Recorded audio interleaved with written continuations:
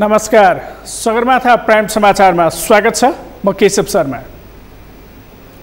नमस्कार, म जयन्ती पुडासैनी। सबैभन्दा पहिले मुख्य समाचार। नेपालमा कोरोनाबाट ज्यान गुमाउनेको संख्या 28 पुग्यो। आज एकै दिन 554 जना संक्रमित थपिए। संक्रमित संख्या 12,309। तराईका 3 जिल्लामा सलह किरा आइपुग्यो। बाली नाली खान थालेपछि किसान चिन्तित। चाँडै नियन्त्रण गरिने कृषि मन्त्रालयको दाबी। सत्तारूढ नेकपाको स्थायी कमिटी बैठक 2 दिनलाई स्थगित। आलोचनापछि बैठकमा सहभागी भएका ओली केही बेरमै बाहिरिए। सीमा विवादका विषयमा छलफल। कोरोना संक्रमित गाउँमै बसेपछि कैलालीका स्थानीय त्रसित। कोरोना नियन्त्रण गर्न स्थानीय तहबीच समन्वय नहुँदा सल्यानमा संक्रमितको संख्या बढ्यो। र विश्वमा कोरोना संक्रमणबाट ज्यान गुमाउनेको संख्या 4,97,500 नाग्यो। 79,39,000 संक्रमित, 53,85,000 निको भए।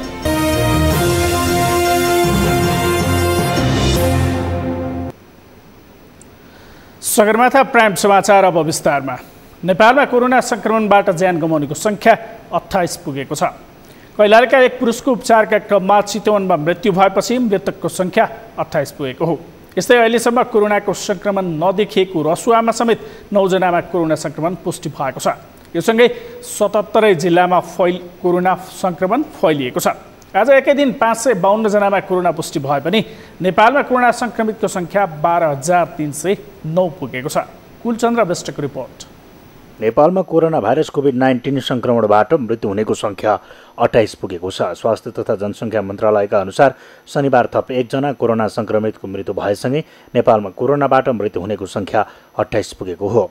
मन्त्रालयका प्रवक्ता डाक्टर जागेश्वर गौतमका अनुसार कैलालीको गोदावरी नगरपालिका 7 का 50 वर्षीय पुरुषको चितवन मेडिकल कलेजमा उपचारका क्रममा मृत्यु भएको हो।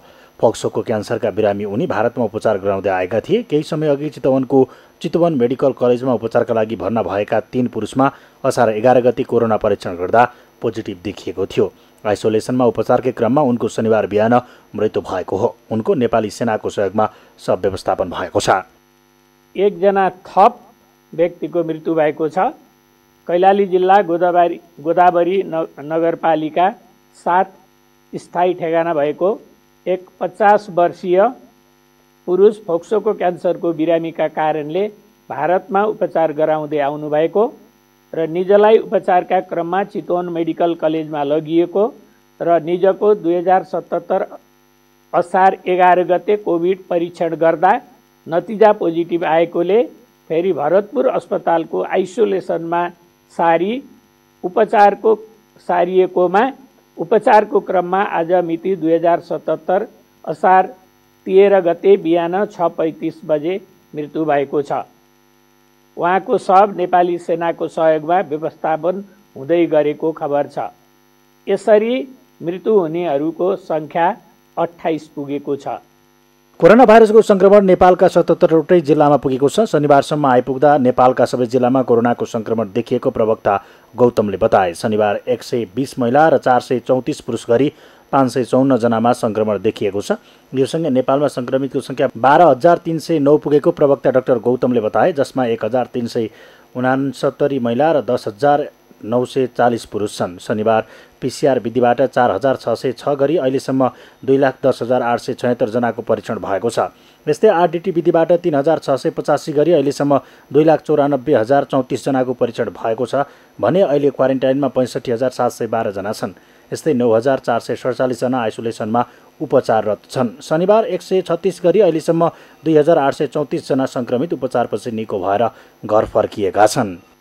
विगत 24 घण्टामा हाम्रो 22वटा प्रयोगशालामा 4,606 जनाको आरटिपिसिआर विधिबाट नमुना परीक्षण भएको छ। यस्तै 3,685 जनाको आरडिटी परीक्षण गरिएको छ। आजसम्म डिस्चार्ज हुनुहुने जम्मा 242 महिला र 2,592 गरी जम्मा 2,834 जना हुनुहुन्छ। आजको जम्मा 120 महिला र 434 पुरुष गरी 554 जना हुनुहुन्छ र आजसम्मको जम्मा 1369 महिला र 10,940 पुरुष गरी जम्मा 12,309 सङ्क्रमित हुनुहुन्छ। शनिबार थपिएका कोरोना सङ्क्रमितमध्ये 9 जना भने रसुवा जिल्लाका हुन्। यसअघिसम्म कोरोनाका सङ्क्रमित नभेटिएको एकमात्र जिल्ला रसुवामा समेत सङ्क्रमित भेटिएपछि सङ्क्रमण 77वटै जिल्लामा पुगेको छ। अहिलेसम्म प्रदेश नम्बर 2 र 5 मा सर्वाधिक सङ्ख्यामा कोभिड-19 भएका व्यक्ति भेटिएका छन् भने सुदूरपश्चिम र कर्णाली प्रदेशमा पनि सङ्क्रमितको सङ्ख्या उल्लेख्य रूपमा बढिरहेको छ। सगरमाथा टेलिभिजनका लागि कुलचन्द्र विष्ट, काठमाडौँ। रसुवा जिल्लामा समेत कोरोना सङ्क्रमित देखिएपछि नेपालका सबै जिल्लामा कोरोना सङ्क्रमित देखिएका छन्। कोरोना सङ्क्रमितको सङ्ख्या 12,309 पुगिसकेको छ। यस्तै चितवनमा एकजना 50 वर्षीय जो कैलालीबाट उपचारका क्रममा चितवन भएको थियो, उहाँको समेत मृत्यु भएपछि मृतकको सङ्ख्या 28 पुगेको छ।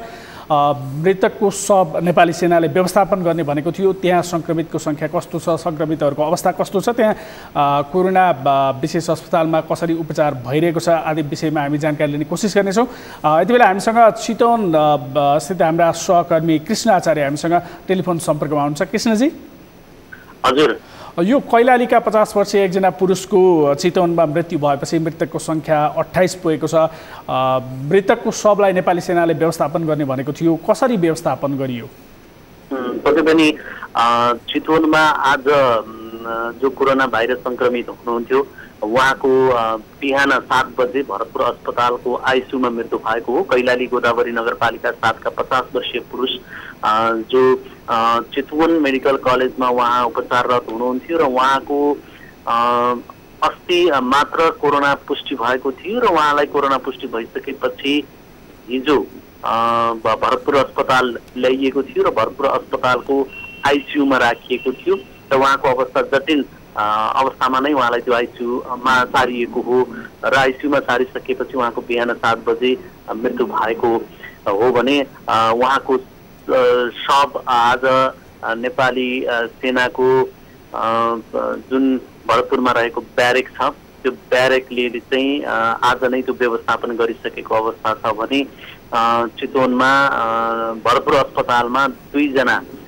को सङ्क्रमितको अहिलेसम्म मृत्यु भइसकेको तथ्याङ्क छ।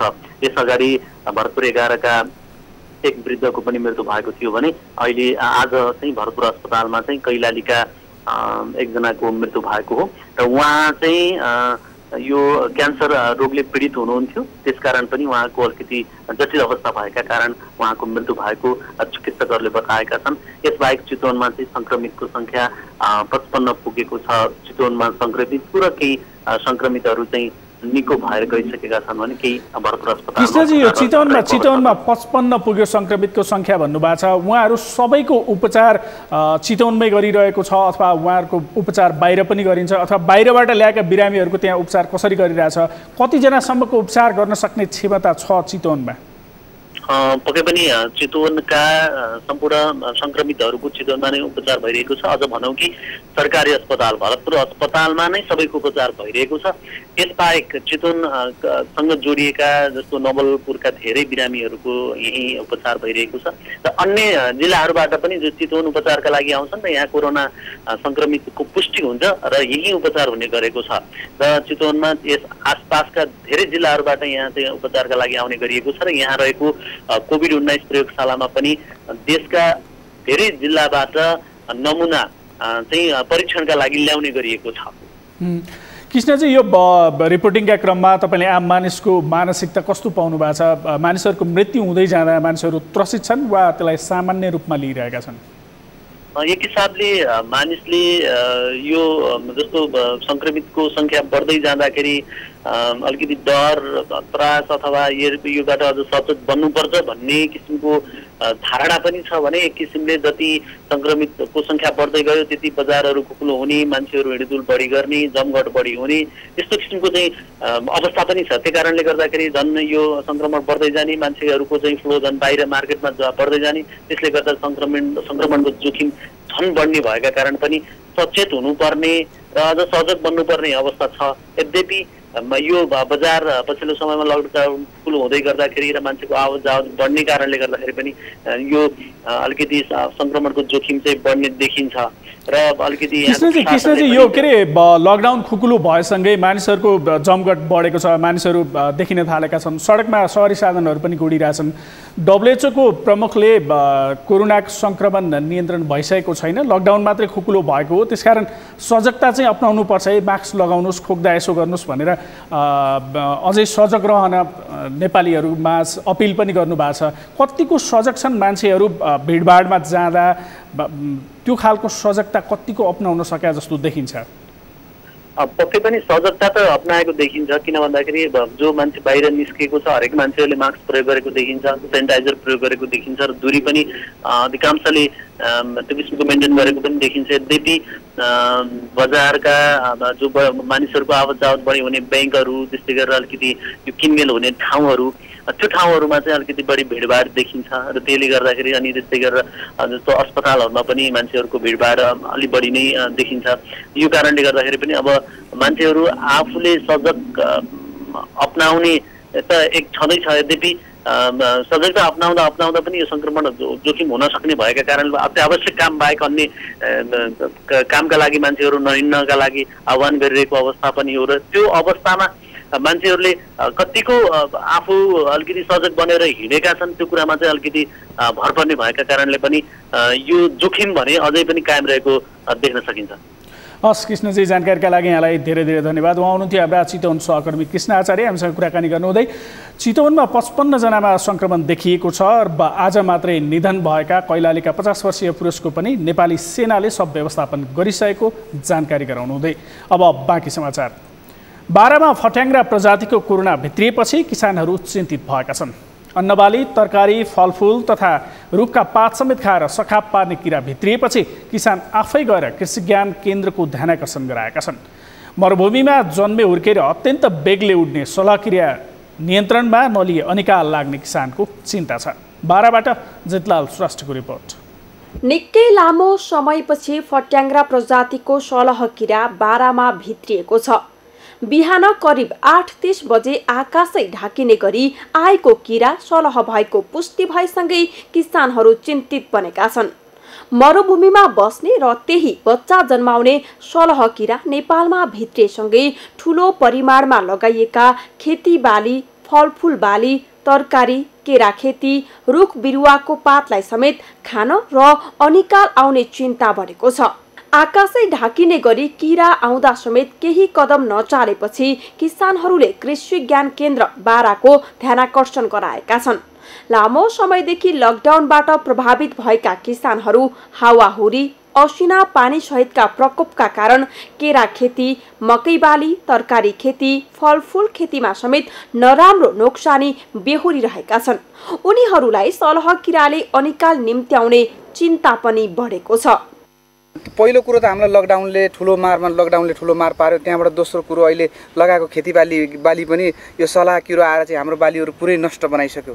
पुरै नष्ट बनाउने अवस्थामा पनि अब पुरै नै ध्वस्त बनाउने अवस्थामा पनि छ र केही मात्रामा धपाउँदैछौँ हामीले। धपाउँदै पनि धपाएर सक्ने अवस्था छैन। सलह किराको बाली नालीमा आक्रमण गरेको वर्ष अन्नबाली लगायत अन्य बाली नाली भित्याउन नसकिने किसानहरूको बुझाइ छ, जसले अनिकालसम्मको खतरा बढाएको भन्दै सलहलाई बेलैमा नियन्त्रण गर्न सम्बन्धित निकायले तत्काल कदम उठाउनु पर्ने किसानको माग छ। हावाहुरीले पनि हामीलाई धेरै क्षति गरायो। हाम्रो केरा खेतीहरू र उखुबालीहरू र तरकारी बालीहरू पनि धेरै क्षति भएको छ र यसपालि पनि फेरि तपाईँलाई यो असारमा चाहिँ आयो। फेरि तपाईँलाई सलह किराले चाहिँ फेरि तपाईँलाई एकदमै चाहिँ यो आक्रामक रूपमा चाहिँ अहिले यो हाम्रो खेतीबालीहरू चाहिँ नष्ट गर्ने अवस्था देखिएको छ। मुलुकमा पहिलो पटक सलह किरा भित्रिएको थाहा पाएपछि कृषि ज्ञान केन्द्रका प्रमुख जितेन्द्र यादव र अधिकृत राम भगत महतोले सिमरा हुँदै निजगढसम्मको निरीक्षण भ्रमण गरेका छन्। उड्ने प्रजातिका किराहरूमा सबैभन्दा द्रुत गतिमा टाढासम्म उड्ने यस सलह किरालाई अहिले थोरै संख्यामा भित्रिएकै बेला नियन्त्रण गर्न सकिने भए पनि अझै ठूलो संख्यामा भित्रियो भने नियन्त्रणमा लिन गाह्रो हुने विज्ञहरूको बुझाइ छ। सलहकिरा जिल्लाको निजगढ, सिमरा, रतनपुरी, डुमरवाना, मनहरुवा लगायतका स्थानमा देखिएको छ। आज बिहान करिब 9:30 बजे एकाएक बाराको सिमरा र बाराकै निजगढमा फट्याङ्ग्रा प्रजातिका सलहकिरा प्रवेश गरेको छ। लाखौंको संख्यामा आकाशै ढाकिने गरी आएका सलहकिराले यहाँ रहेका बाली नालीहरूमा बसेर पात र अनेक फलहरू समेत नष्ट गर्न थालेका छन्। सलहकिरालाई बेलैमा नियन्त्रण गर्न नसकिएला कि भन्ने चिन्ता र चासोले यहाँका अधिकांश किसानहरू चिन्तित बनिरहेका छन्। यो सलहकिरा नेपालमा पहिलो पटक यसपालि प्रवेश गरेको बुझिन आएको छ। जितलाल श्रेष्ठ, बारा। केही समय अघि भारतमा सलहकिरा आइपुग्दा नेपालमा सलहकिराको जोखिम हुने छैन, नेपालसम्म आइपुग्दैन भनेर कृषि वैज्ञानिकहरूले अनुमान गरेका थिए। तर अनुमान विपरीत नेपालका बारा लगायतका 3 जिल्लामा सलहकिरा आइपुगेको छ। सलहकिरा आइपुगेपछि त्यहाँका कृषक, त्यहाँका कृषि विज्ञहरू के भनिरहेका छन् हामी जानकारी लिने कोसिस गर्नेछौँ। हामीसँग टेलिफोन सम्पर्कमा बाराबाट सहकर्मी जितलाल श्रेष्ठ हुनुहुन्छ। जितलालजी, हजुर केशवजी, यो सलहकिरा बारा लगायतका जिल्लामा आइपुगेको भनेर खबर आएको छ। बाराको सम्पूर्ण जिल्लामै फैलिएको हो अथवा केही ठाउँहरूमा मात्रै देखिएको छ? आज बिहान करिब 8:30 बजे आकाशै ढाकिने गरी जुन किसिमको फट्याङ्ग्रा प्रजातिको किरा प्रवेश गर्यो र यहाँका स्थानीय वासी यसको विषयमा जान्न खोज्यो र कृषि ज्ञान केन्द्रलाई पनि जानकारी गरायो।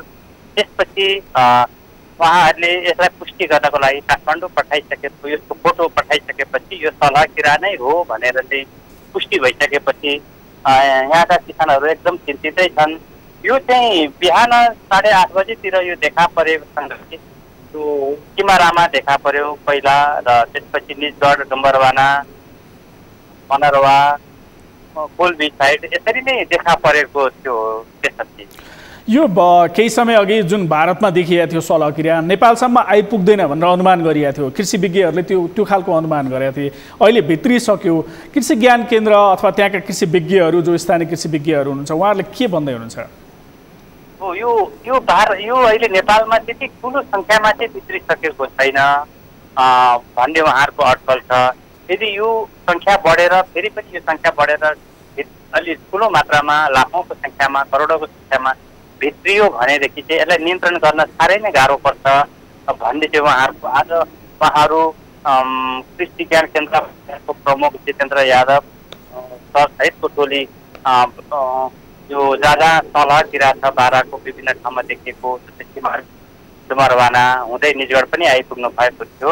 मैले केही समय अगाडि पनि उहाँलाई फेरि मैले उहाँलाई सोधेको थिएँ, यो किरालाई नियन्त्रण गर्न के गर्नु पर्ला, तपाईँहरूले कस्तो भूमिका निभाइरहनु भएको छ भनेर मैले उहाँलाई सोधेको थिएँ। उहाँले पनि हामी यो विषयमा सङ्घमा रहेको, प्रदेशमा रहेको विज्ञहरूसँग पनि हामीले चाहिँ परामर्श गरिरहेका छौँ। यो थोरै हुँदाखेरि नै नियन्त्रण गर्न सकियो भने यो चाँडै नै यस्तो निराकरणहरू हुन्छ र यदि ठुलो सङ्ख्यामा भयो भने यसलाई नियन्त्रण गर्नलाई साह्रै गाह्रो पर्छ, जहाँ कि बाली नालीहरू पनि नष्ट भइसकेको हुन्छ। त्यो बेलामा धेरै नै गाह्रो हुन्छ भन्ने चाहिँ उहाँहरूको चाहिँ उहाँले मलाई जानकारी भर्खरै दिनुभएको थियो। जितलालजी, अहिले तपाईँले भने जस्तै यो धेरै सङ्ख्यामा आयो भने यसलाई नियन्त्रण गर्न गाह्रो हुन्छ भनेपछि अहिले नै नियन्त्रणका प्रयासहरू थालिनुपर्ने हो। त्यहाँ जिल्लास्थित कृषि ज्ञान केन्द्र, कृषि कार्यालय, त्यस्तै गरेर प्रदेश सरकार, प्रदेश मातहतका कृषि विभागहरू अथवा त्यो अन्तर्गतका निकायहरू पनि कार्यरत छन्, स्थानीय तह छ। उनीहरूले यसका लागि के काम गरिरहेका छन्? अहिले स्थानीय तहहरू चाहिँ यो विषयमा सट्टै जुटिहालेको अवस्था चाहिँ छैन। सट्टै जुटिहालेको अवस्थामा चाहिँ देखिँदैन। यो किन हो यो अहिले नै यसै भन्न सकिँदैन। तर कृषि ज्ञान केन्द्र बाराका प्रमुख सहितको टोली जुन ठाउँमा निरीक्षण गर्न आउनुभयो र उहाँले चाहिँ हेर्दाखेरि के भन्नुभयो भनेदेखि यो अलिक चलाख प्रजाति पनि लाग्यो। मैले पनि गएर आफैले पनि स्थलगत रूपमा हेरेँ, तर यो चाहिँ यति चलाख हुँदो रहेछ कि मान्छेहरू गएको थाहा पाउने बित्तिकै उडेर सर्व जाने त्यस्तो किसिमको भएको कारणले यो वास्तवमा किसानहरूको चिन्ता चाहिँ एकदम छ र यसलाई तुरुन्तै निराकरण गरेन भने त यसको अवस्था त एकदम भयावह नै देखिन्छ। जस्तै बुढापाकाले पनि भन्ने गरेका थिए कि तलह चाहिँ प्रवेश गरेको वर्ष चाहिँ अन्नबालीहरूको अनिकाल पनि लाग्न सक्छ भन्ने जस्तो बुढापाकाहरूसँग पनि मैले कुरा गर्दा थियो, उहाँले त्यो पनि जानकारी दिनुभएको थियो। हस् जानकारीका लागि यहाँलाई धन्यवाद। उहाँ हुनुहुन्थ्यो हाम्रा बारा स्थित सहकर्मी जितलाल श्रेष्ठ। हामीलाई जानकारी गराउनु हुँदै त्यहाँ सलह भित्रिएको छ, सलह भित्रिसकेपछि नियन्त्रणको प्रयास कसरी थालिएको छ भन्ने बारेमा जानकारी दिनुहुँदै अब बाँकी समाचार। नेकपा स्थायी कमिटी बैठक 2 दिनपछि बस्ने गरी स्थगित गरिएको छ। बुधबारदेखि सुरु भएको स्थायी समितिको आजको बैठकमा शुक्रबार जस्तै भारत सङ्घको सीमा विवाद र समाधानका विषयमा छलफल भएको जनाइएको छ। अमेरिकी सहयोग सम्बन्धी सम्झौता एमसिसी लगायतका एजेन्डामाथि छलफल गर्ने कार्यसूची रहेको नेकपा स्थायी कमिटी बैठकमा सरकारको कामका विषयमा समेत छलफल भएको छ। अमृतराज काफ्लेको रिपोर्ट। पार्टी एकीकरणपछि 5औं पटक गत बुधबारदेखि सुरु भएको सत्तारूढ नेकपाको स्थायी कमिटी बैठकको पहिलो दिन छलफल हुने कार्यसूची तय भएको थियो। शनिबार तेस्रो दिनको बैठकमा नेपाल र भारतका बीचमा जारी सीमा विवाद र समस्याका विषयमा छलफल भएको छ। नेपालको सीमा अतिक्रमण र सीमा सम्बन्धी विषय कार्यसूचीको रूपमा रहेकोमा त्यसैमा आज पनि छलफल जारी रह्यो। त्यसमा आज 21 जना स्थायी कमिटीका सदस्य कमरेडहरूले आफ्नो विचार राख्नुभयो। जारी बैठकमा सरकारको काम, नेकपाको एकीकरणको बाँकी काम र अमेरिकी अनुदान सम्झौता एमसिसीका बारेमा समेत छलफल गर्ने एजेन्डा तय भएको छ। तर गत बुधबारदेखि जारी बैठकमा एमसिसीमाथि छलफल सुरु हुन सकेको छैन। भारतसँगको सीमा विवाद र नेपालले जारी गरेको नेपालको अध्यावधिक नक्साका बारेमा मात्रै छलफल केन्द्रित छ। एमसिसी लगायतका विषयमा भने 2 दिनपछि फेरि सुरु हुने बैठकमा छलफल हुने नेकपाले जनाएको छ। दीर्घकालीन रूपमा नेपाल भारत सिमानालाई नियमित गर्नुपर्छ। अहिले देखिएको सीमा समस्यामा नक्सा जारी गर्ने काम एउटा महत्त्वपूर्ण काम हो, ऐतिहासिक काम हो। अब यो नक्सा जारी गरिसकेपछि जे चाहिँ वार्ता नभइरहेको स्थिति छ त्यसमा हाम्रो तर्फबाट ठोस प्रयत्न गरेर सदारुकताका साथ क्रियाशील भएर वार्तालाई अगाडि बढाउनुपर्छ। नेपाल भारतको मित्रतालाई महत्त्व दिँदै वार्ताकै माध्यमबाट यो समस्याको समाधान गर्नुपर्छ। आजको छलफलको निष्कर्ष आइतबार मदन जयन्ती र सोमबार धान दिवस परेकाले अर्को बैठक आगामी मङ्गलबार मात्रै सुरु हुनेछ। बैठक 16 गतेसम्मका लागि स्थगित गरिएको पार्टी प्रवक्ता नारायण काजी श्रेष्ठले बताए। शनिबारको बैठकमा नेपालको अध्यावधिक नक्सालाई संविधानको अनुसूचीमा राख्न संसदमा पेश गरिएको संविधान संशोधन विधेयकमा जस्तै मिचिएको नेपाली भूमि फिर्ता ल्याउने बेलामा समेत राष्ट्रिय सहमति कायम गर्न सरकारलाई स्थायी समिति सदस्यहरूले सुझाव दिएका छन्। शुक्रबारको बैठकमा अनुपस्थित रहेका प्रधानमन्त्री तथा नेकपा अध्यक्ष केपी शर्मा ओली शनिबारको बैठकमा केही समय सहभागी भएका थिए। सगरमाथा टेलिभिजनका लागि क्यामेरामा सुरेन्द्र राउतका साथमा अमृतराज काफ्ले, काठमाडौँ। कृषि तथा पशुपक्षी विकास मन्त्री घनश्याम भुषालले 40 वर्ष यता कृषि क्षेत्रलाई बिगार्ने काम मात्रै भएको बताउनु भएको छ। Association of Nepali agricultural journalist आनाजद्वारा राष्ट्रिय धान दिवसको अवसरमा आयोजित अन्तर्क्रिया कार्यक्रममा मन्त्री भुषालले 30-40 वर्ष यता मेहनत गरिन नै कृषि क्षेत्रलाई ध्वस्त पार्ने काम भएको बताउनुभयो। लामो समयसम्म बिगार्दै आएको कृषि व्यवस्थालाई सुधार्न अझै केही समय लाग्ने उहाँले बताउनुभयो। हामीले चाहिँ बर्बाद पारेका छौँ हाम्रो कृषि व्यवस्थालाई, हैन? हामीले भाषण गरेका छौँ, हामीले अनेक प्रयत्नहरू गरेका छौँ, ठेक्कापट्टा गरेका छौँ, प्रोजेक्टहरू गरेका के गर्यौँ गरिब यो कृषि व्यवस्था गर्नका लागि हामीले कम मेहनत गरेनौँ गएको 40 वर्षमा। यसरी यसलाई नेगेटिभली हेर्ने हो भने, यसलाई नकारात्मक आँखाले मूल्याङ्कन गर्ने हो भने यस्तो पनि भयो। त्यसो गर्दा यो 30-40 वर्ष बिग्रेको कृषि 3 वर्षमा उठाउन सक्यौँ भने धेरै ठुलो कुरा हुनेछ। देशमा औद्योगिक उत्पादन बढाउने प्रयत्न गर्दा र कृषि वस्तुको व्यवस्थापन बजारलाई छाड्दा कृषि व्यवस्था र प्रणाली नै बिग्रेको मन्त्री उत्पादन हुन्छ त्यो सबै बजारले गर्छ। बजारभन्दा बाहिर चाहिँ अब केही हुँदैन। यो राज्यले गर्ने, समुदायले, समूहले, सहकारीले गर्ने भन्ने कुरा हुँदैन भन्नेतिर हामी बहकिँदै जाँदाखेरि चाहिँ हाम्रो कृषिको व्यवस्था ध्वस्त भयो। बजारले डिक्टेट गरिदियो, बजारले आदेश निर्देश गरिदियो, जसले गर्दाखेरि मल बिउ, पानी, बिजुली, हाम्रो किसान प्रतिनिधिजीले जे भन्दै हुनुहुन्थ्यो त्यो सबै कुरा डावाडोल भएर गयो। कोरोना महामारीले कृषि नै जीवन हो भनेर बुझाएको मन्त्री भुषालले बताउनुभयो। कोरोनाले सिकाएको पाठलाई फेरि पनि बिर्सने काम भयो भने ठूलो गल्ती हुने पनि उहाँले बताउनुभयो। सगरमाथा समाचारमा एकैछिन विश्रामपछि कोरोना संक्रमित गाउँमै बसेपछि कैलालीका स्थानीय त्रसित। कोरोना नियन्त्रण गर्न स्थानीय तहबीच समन्वय नहुँदा सल्यानका संक्रमितको संख्या बढ्यो। सुर्खेतको अमरज्योति नमुना माध्यमिक विद्यालयको नयाँ प्रयास, सामाजिक दूरी कायम गरी पठन पाठन सञ्चालन।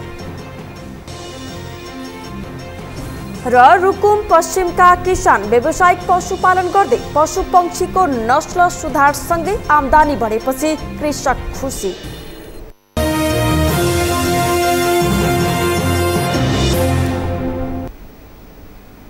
विश्रामपछि सगरमाथा प्राइम समाचारमा पुनः स्वागत छ। अब बाँकी समाचार।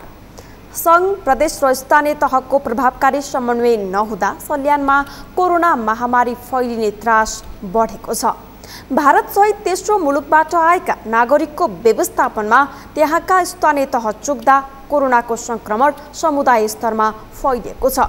स्रोत साधनमा कमजोर देखिएका स्थानीय तहलाई संघ र प्रदेश सरकारले उचित सहयोग नगर्दा महामारी फैलिएको स्थानीय जनप्रतिनिधिले आरोप लगाएका छन्। सल्यानमा हाल 176 जनामा संक्रमण देखिएको छ भने 10 मध्ये 9 स्थानीय तहमा कोरोना फैलिएको छ। कोरोना भाइरसले सृजित लकडाउनका कारण जिल्लाका व्यापारिक केन्द्रले पनि नोक्सानी बेहोर्नु परेको छ। सन्तोष बिके थापाको रिपोर्ट। दर्शकवृन्द, हामी श्रीनगर बजारमा छौँ। सल्यान जिल्लाको प्रमुख व्यापारिक केन्द्रका रूपमा रहेको श्रीनगर बजार कोरोना भाइरस कोभिड-19 अगाव भई यहाँ अत्यन्त भिडभाड हुने गर्दथ्यो। तर कोरोना भाइरस कोभिड-19 पश्चात देशभर लकडाउनको अवस्था छ। लकडाउनको करिब 3 महिनाभन्दा बढी समय बितिसकेका छ। यो अवस्थामा सल्यानको श्रीनगर बजार जुन प्रमुख व्यापारिक केन्द्रका रूपमा रहेको थियो, यो बजार पनि अहिले सुनसान बनेको छ। सवारी साधनहरू बन्द अवस्थामा छन्, जसका कारणले गर्दाखेरि विकट गाउँ दूरदराजबाट आउने नागरिकहरू बजारसम्म आउन पाएका छैनन्, जसले गर्दा केही रूपमा यहाँको व्यापारले पनि त्यसको असर या त मार भोगिरहेको छ। मेरो व्यवसाय कुरा गर्नुहुन्छ भने हाम्रो पेसा त अहिले चाहिँ वैशाखमा यो 86-17 भएको कारणले पनि हाम्रो व्यवसाय अझ बढी धरापमा परेको छ। त्यो कारणले सँगसँगै अब यो लकडाउन केही खुकुलो भएसँगै झन् बढी समस्या भएको जस्तो मैले आभास गरेको छु। पर्यटनको सन्दर्भलाई जोड्ने हो भनेपछि अत्यन्त सम्भावित ठाउँ छ। कोभिड-19 पछाडि सल्यान जिल्ला लगायत यो कर्णाली प्रदेशको सुन्दरताका कुराहरू, पर्यटन व्यवसायलाई अगाडि बढाउने कुराहरूमा हामीहरू तदारुकताका साथ लाग्ने पनि छौँ।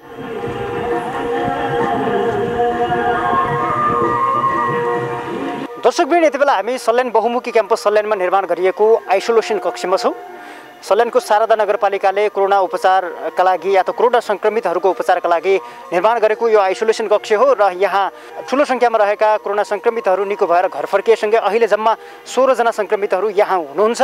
अधिकांश विद्यालय तथा यस्ता क्याम्पसहरू आइसोलेसन या त क्वारेन्टाइनमा परिणत भइसकेपछि यहाँको पठन पाठन पनि अहिले ठप्प छ। सरकारी सामुदायिक विद्यालयहरू मात्र नभएर निजी शैक्षिक संस्थाहरू पनि त्यही अवस्थाबाट गुज्रिरहेका छन्। उनीहरू अहिले पनि पठन पाठन गर्न सकिरहेका छैनन् भने विद्युतीय पठन पाठनलाई विशेष प्राथमिकतामा राखेर सरकारले अगाडि बढाउने या त भर्चुअल क्लासहरू सञ्चालनमा ल्याउने भन्ने खालको निर्देशन या त त्यो किसिमको तयारी सरकारले गरे पनि त्यस्ता किसिमका सम्भावनाहरू सल्यानमा एकदम न्यून छ।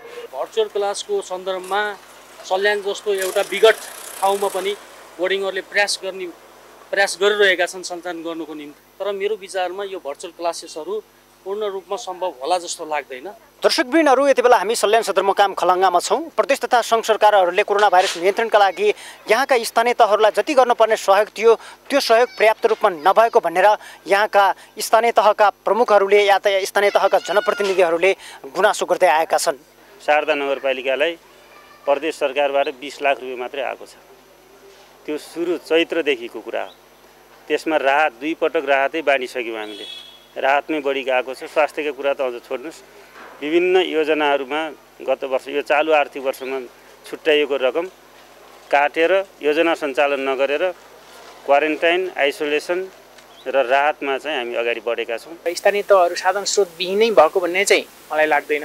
खालि के भने अब कुन स्रोतबाट कसरी व्यवस्थापन गर्ने भन्ने कुरो चाहिँ व्यवस्थापकीय कुरो, त्यहाँभित्रको चाहिँ व्यवस्थापनको कुरो भए हुनाले त्यो उहाँहरूले म्यानेज गर्न सक्नु भएन हो। प्रदेश सरकारबाट अथवा प्रदेश सरकारबाट पनि सुरुमै आइसकेको थियो। हरेक स्थानीय पालिकाहरूमा चाहिँ 15 लाख, नगरपालिकाहरूमा 20 लाखका दरले रकम आइ नै सकेको थियो सुरुमा। सल्यानको अवस्था हेर्नु पर्दाखेरि पछिल्लो समय कोरोना भाइरस कोभिड-19 का केसहरू दिन प्रतिदिन बढ्दो अवस्थामा छन्। 10वटा स्थानीय तहमध्ये 1वटा छत्रेश्वरी गाउँपालिकामा मात्रै कोरोना भाइरसका केसहरू देखिएका छैनन्। त्यहाँ संक्रमित भेटिएको अवस्था छैन। संक्रमितहरू नदेखिनुको कारण सल्यान जिल्लामा पीसीआर परीक्षणको दायरा चाहिँ फ्राकिलो छैन, या त खुम्चिएको अवस्थामा पीसीआर परीक्षण भइरहेको छ र पर्याप्त मात्रामा त्यसका लागि पूर्वाधारहरू रहेका छैनन् भन्ने हिसाबले पनि यहाँ कतिपय नागरिकहरू या त सञ्चारकर्मीहरूको बुझाइरहँदै आएको छ। कुवेतबाट आएको मान्छे एकैचोटि यहाँ आइपुगेको मात्रै उहाँलाई जानकारी हुन्छ। त्यसरी सूचना आदान प्रदानमै समस्या देखिएको छ। यो हिसाबले हेर्दाखेरि स्थानीय तहले सूचना सङ्कलन र सम्प्रेषण, त्यसपछि यहाँ क्वारेन्टाइन व्यवस्थापनको काम गरे तापनि सङ्घ र प्रदेशले भारत लगायत अरू मुलुकबाट आउने व्यक्तिहरूको व्यवस्थापन, उहाँहरूको आरडिटी अथवा पीसीआर, उहाँहरूको चेक जाँच, यस्ता कुराहरूमा चाहिँ ध्यान दिनुपर्छ जस्तो लाग्छ। दर्शकवृन्द, समग्र रूपमा सल्यान जिल्लाको कोरोना भाइरस कोभिड-19 को अवस्था हेर्दाखेरि यहाँका स्थानीय तहहरूले गरेको व्यवस्थापन र पूर्व तयारी या त अहिलेको अवस्थाका भइरहेका कामहरू पर्याप्त छैनन्। यसका लागि सङ्घ, प्रदेश लगायतका सरकारहरूले यहाँका स्थानीय तहहरूलाई बलियो बनाउन मद्दत गर्नुपर्ने अवस्था देख्न सकिन्छ र कतिपय अवस्थामा अहिले पनि पीसीआर परीक्षणको दायरा निकै कम भइरहेको छ भने परीक्षण किट अभावमा हजारौँ सङ्ख्यामा क्वारेन्टाइनमै नागरिकहरू बस्न बाध्य छन्। उनीहरूको परीक्षण भएको छैन। यसतर्फ यहाँका स्थानीय सरकारसहित प्रदेश र सङ्घले पनि विशेष पहल थाल्न जरुरी छ। सगरमाथा टेलिभिजनका लागि सल्यान सहकर्मी उत्तर कुमार साहुको सहयोगमा सन्तोष विकी थापा, सल्यान। अमेरिकी अनुदान सहयोग एमसीसी सम्झौता खारेज गर्न माग गर्दै युवाहरूले काठमाडौँको माइतीघर र चाबहिलमा प्रदर्शन गरेका छन्। यो सम्झौता देशको हित विपरीत भएको भन्दै युवाहरूले सडकमा प्रदर्शन गरेका थिए। शान्ता धनुवारको रिपोर्ट। एमसीसी सम्झौता देशको हित विपरीत भएको भन्दै शनिबार चाबहिल र माइतीघर मण्डलामा विरोध प्रदर्शन गरिएको छ। प्रदर्शनीमा एमसीसी सम्झौता खारेज गर्न माग गर्दै खारेज गर्नुपर्ने माग सहितका प्ले कार्ड प्रदर्शन गरिएको थियो। युवाहरूले एमसीसी सम्झौता राष्ट्रघाती भएको भन्दै संसदबाट पारित नगर्न युवाहरूले खबरदारी गरेका छन्। यो सम्झौताले नेपाल र नेपालीको स्वाधीनता र स्वाभिमान कमजोर पार्ने खालको भएको उनीहरूको आरोप छ। काठमाडौँको माइतीघरमा भेला भएका उनीहरूले देशको स्वाभिमान जोगाउँ, एमसीसी खारेज गर लगायतका नारा लगाएका थिए।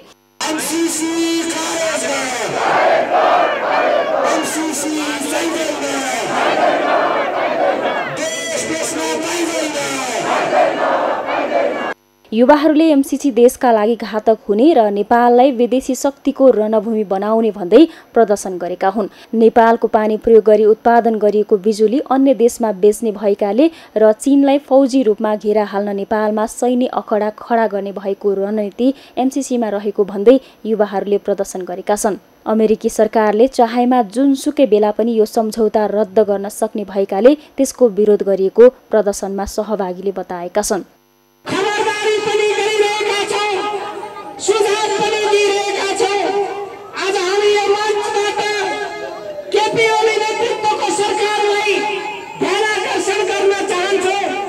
प्रदर्शनमा सहभागीले कोरोना भाइरस नियन्त्रण र रोकथाम गर्न गरिएको लकडाउनले अलपत्र परेका र व्यवसाय गुमेका, समस्यामा परेका नागरिकलाई राहत प्याकेजको व्यवस्था गर्न, जनताले जनताको सरकार भएको महसुस गराउने गरी काम गर्न सरकारलाई खबरदारी गरेका छन्।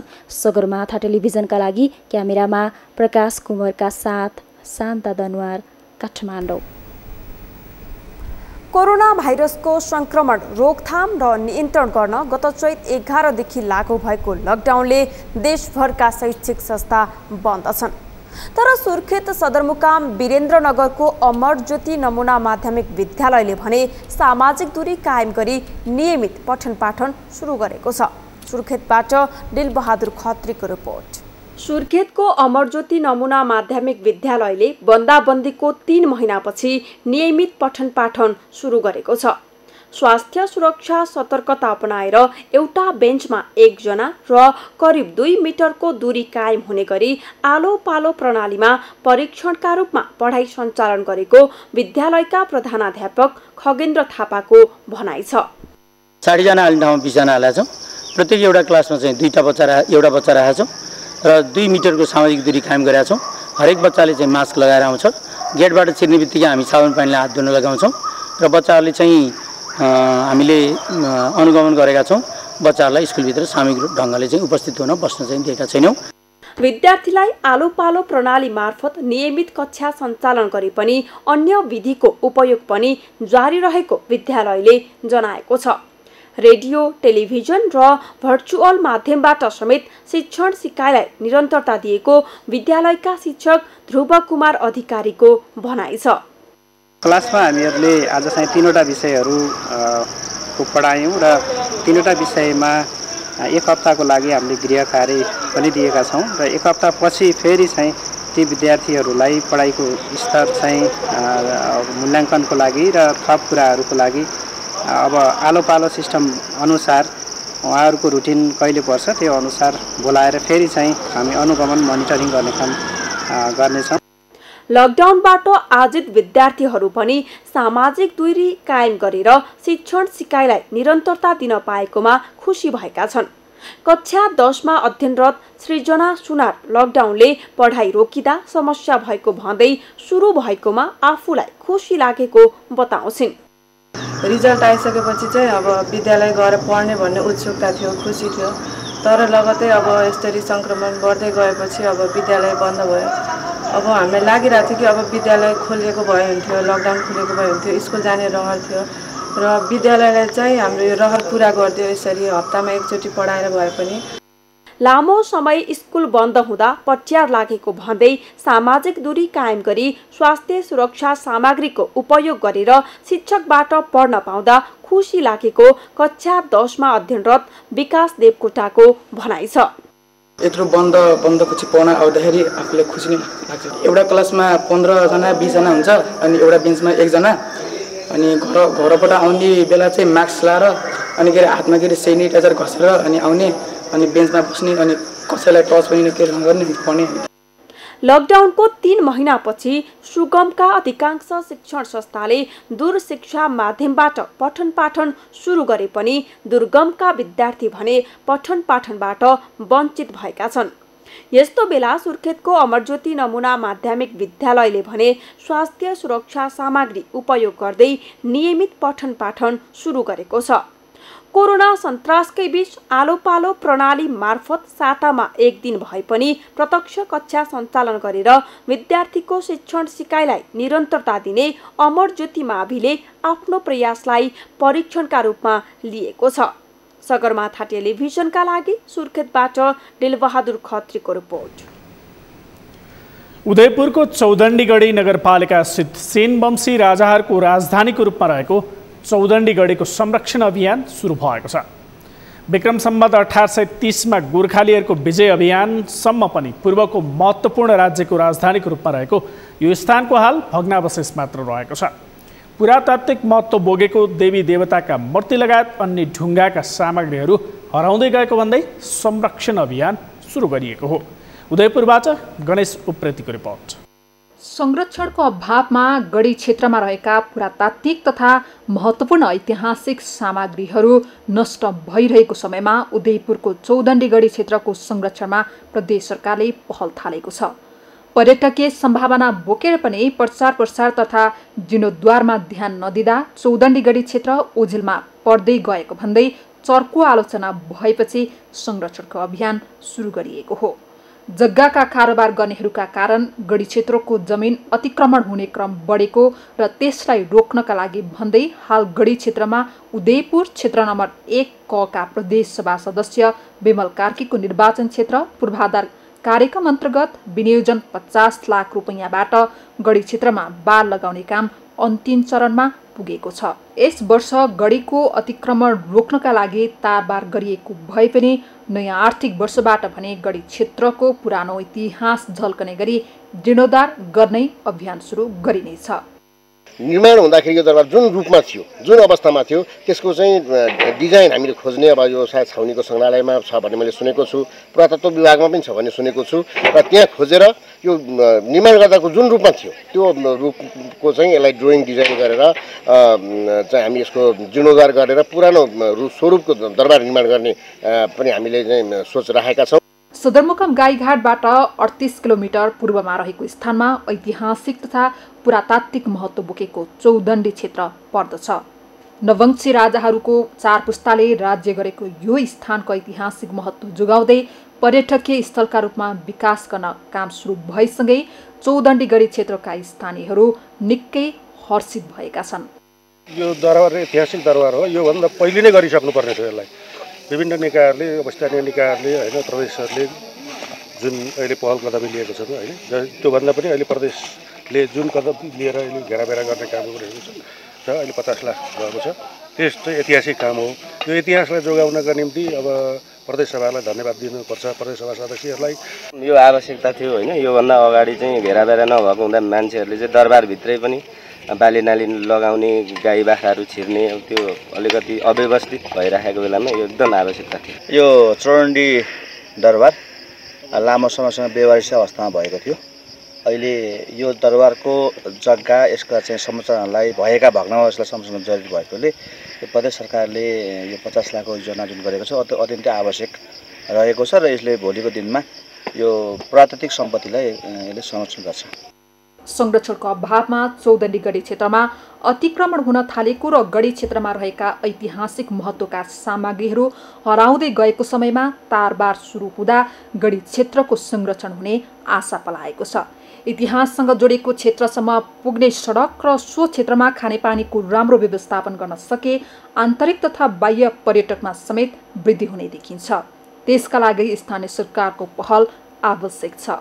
सगरमाथा टेलिभिजनका लागि उदयपुरबाट गणेश सुप्रेतीको रिपोर्ट। बाराको निजगढमा द्रुत मार्गको ट्र्याक पुगिसके दोस्रो अन्तर्राष्ट्रिय विमानस्थल निर्माणको पूर्व तयारी पनि अघि बढेको छ। यही बानामा जग्गाको कारोबार र मूल्य दुवै आकाशिएको छ।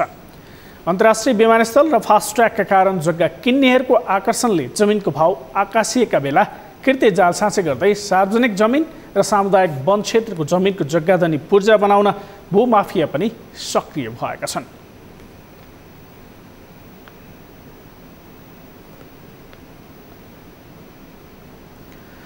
नागरिकता विधेयकमाथिको संशोधन खारेजको माग गर्दै सप्तरीका महिलाहरू सडकमा उत्रिएका छन्। जनता समाजवादी पार्टी निकट महिला सङ्घको अगुवाईमा शनिबार सदरमुकाम राजविराजमा विरोध प्रदर्शन भएको हो। प्रदर्शनको क्रममा महिलाहरूले वैवाहिक अङ्गीकृत नागरिकताको 7 वर्षे प्रावधान खारेज गर, महिलामाथिको विभेद अन्त्य गर, बेटी रोटीको सम्बन्ध बिगार्न पाइँदैन, मधेसमाथिको अत्याचार बन्द गर लगायतका नारासहितको प्लेकार्ड लिएर विरोध गरेका थिए। उनीहरूले नेकपाको निर्णयले लैङ्गिक समानताको खिल्ली उडाएको भन्दै विधेयक खारेज नगरिए कडा आन्दोलनमा उत्रने चेतावनी दिएका छन्। शनिबारै नेवी सङ्घको अगुवाईमा समेत नागरिकता विधेयक विरुद्ध प्रदर्शन भएको छ। प्रदर्शनका क्रममा प्रधानमन्त्री केपी शर्मा ओलीको पुतला दहन गरिएको छ। पुतला दहन गर्ने क्रममा प्रहरले हस्तक्षेप गर्दा केही बेर झडपको अवस्था आएको थियो। सगरमाथा प्राइम समाचारमा एकैछिन विश्रामपछि रुकुम पश्चिमका किसान व्यावसायिक पशुपालन गर्दै पशुपक्षीको नस्ल सुधारसँगै आम्दानी बढेपछि कृषक खुसी र विश्वमा कोरोना संक्रमणबाट ज्यान गुमाउनेको संख्या 4,97,500 नाग्यो। 79,39,000 संक्रमित।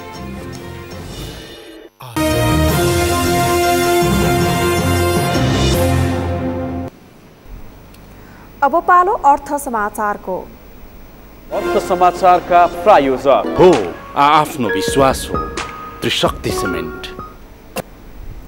रुकुम पश्चिमका कृषकहरू व्यावसायिक पशुपक्षी पालनमा लागेका छन्। यसअघि निर्वाहमुखी पशुपालन गर्दै आएका किसानहरू व्यावसायिक रूपमा फार्म सञ्चालन गरेर पशुपक्षी पालन गरिरहेका छन्।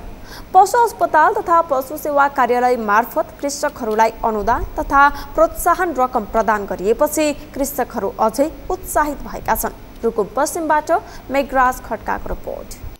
पशु अस्पताल तथा पशु सेवा कार्यालय मार्फत कृषकहरूलाई अनुदान तथा प्रोत्साहन रकम प्रदान गरेपछि कृषकहरू उत्साहित भएका छन्। ग्रामीण पशुपालनलाई व्यावसायिक रूप दिन पशुपक्षी नस्ल सुधार, पशु आहारमा सुधार तथा पशु स्वास्थ्य सेवा प्रदान गरी पशुहरूको गुणस्तर सुधारका कामहरू भइरहेका छन्। उत्पादकतामा वृद्धि गर्दै कृषकको आय स्रोतमा वृद्धि गराई राष्ट्रलाई नै पशुजन्य पदार्थ दूध, अन्डा, मासु, ऊन आदिमा आत्मनिर्भर बनाउन कृषकहरूलाई अनुदान तथा प्रोत्साहन रकम पनि उपलब्ध गराइएको छ। कार्यालयले अल्पकालीन र दीर्घकालीन उद्देश्य अनुरूप ग्रामीण क्षेत्रमा कृषि र पशुपालनलाई प्रोत्साहनको प्रयास गराइरहेको छ। कार्यालयले चालु आर्थिक वर्ष 2076-77 जिल्लाभरि 8 करोड 59 लाख बजेट विनियोजन गरी खर्चको अन्तिम चरणमा पुगेको छ। भएको उत्पादनलाई बजारीकरण गर्नलाई उत्पादन बढाउनु पर्ने हुन्छ। त्यो उत्पादन बढाउनको लागि दुध प्रबन्धन कार्यक्रम हामी सञ्चालन गरेका छौँ। यो चौरजाई नगरपालिका, पाँफीकोट गाउँपालिका र त्रिवेणी गाउँपालिकामा हामीले यो कार्यक्रमलाई अगाडि बढाएका छौँ। र त्यो सँगसँगै हामीले यो प्रदेशकै एउटा स्रोत केन्द्र जुन भैँसीको स्रोत केन्द्र स्थापना गर्ने उद्देश्यले यो प्रदेशमै एउटा स्रोत केन्द्र स्थापना गरौँ भन्ने हिसाबले सानीबेरी गाउँपालिकासँग सहकार्यमा 1 करोडको कार्यक्रमहरू सञ्चालन गर्दैछौँ। त्यसको डिपिआर गरेर अगाडि बढिरहेको अवस्था छ। कृषि कार्यालय रुकुम पश्चिम मार्फत यस वर्ष जिल्लाका सबै स्थानीय तहमा विभिन्न कार्यक्रम तथा गतिविधिहरू सञ्चालन गरिएको छ। पशुपालन गर्ने कृषकलाई व्यावसायिक रूप दिन कार्यालय मार्फत 3 दर्जन बढी अनुदानमुखी कार्यक्रम सञ्चालित छन्। बनाउनुपर्छ भन्ने एउटा छलफल पनि चलिरहेको छ। सहकारी अनुदान तथा प्रोत्साहनले जिल्लामा कृषि, पशुपालन र दुग्धजन्य पदार्थका लागि आत्मनिर्भर बन्दै गएको छ। किसानले पनि पशुपालन व्यवसायबाट राम्रो आम्दानी गरिरहेका छन्। यसका लागि स्थानीय सरकारको समन्वयले पनि सम्बन्धित पालिका स्तरमा यस कार्यालयबाट प्रदान गरिएका कार्यक्रमहरू कृषि र पशु व्यवसायसँग जोडिएका किसानसँग पुगेको स्थानीय जनप्रतिनिधिको भनाइ छ। सगरमाथा टेलिभिजनका लागि रुकुम पश्चिमबाट मेघराज खड्काको रिपोर्ट। यो सँगै हामी सगरमाथा प्राइम समाचारको अन्त्यमा छौँ। अन्त्यमा मुख्य समाचार फेरि एकपटक। नेपालमा कोरोनाबाट ज्यान गुमाउनेको संख्या 28 पुग्यो। आज एकै दिन 554 जना संक्रमित थपिए। संक्रमित संख्या 12,309 पुग्यो। तराईका 3 जिल्लामा सलह किरा आइपुग्यो। बाली लाली खान थालेपछि किसान चिन्तित, चाँडै नियन्त्रण गरिने कृषि मन्त्रालयको दाबी। सत्तारूढ नेकपाको स्थायी कमिटी बैठक 2 दिनलाई स्थगित। आलोचनापछि बैठकमा सहभागी भएका ओली केही बेरमै बाहिरिए। सीमा विवादका विषयमा छलफल। कोरोना संक्रमित गाउँमै बसेपछि कैलालीका स्थानीय त्रसित। कोरोना नियन्त्रण गर्न स्थानीय तह बीच समन्वय नहुँदा सल्यानमा संक्रमितको संख्या बढ्यो। र विश्वमा कोरोना संक्रमणबाट ज्यान गुमाउनेको संख्या 4,97,500 नाग्यो। 79,39,000 संक्रमित।